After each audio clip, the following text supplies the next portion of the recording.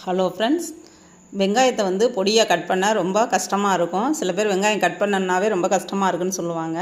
இந்த வெங்காயத்தை ரொம்ப பொடியாக எப்படி நறுக்கிறதுங்கிறதுக்கு இது பாருங்கள், ஆனியன் சாப்பர்னு சொல்லி நான் மீஷோவில் ஆர்டர் போட்டு வாங்கினேன். இது வந்து சூப்பராக கட் பண்ணுது.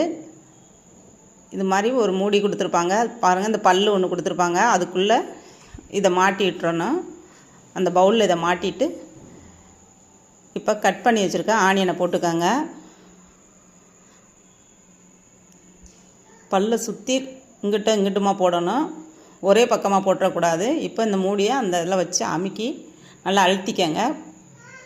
இப்போ அழுத்தி ப்ரெஸ் பண்ணோன்னே இது பாருங்கள், வளைய மாதிரி கொடுத்துருக்காங்க பாருங்கள். இதை பிடிச்சி நல்லா புஷ் பண்ணி இழுத்திங்கன்னா நமக்கு ஆனியன் வந்து கட் ஆகிக்கும்.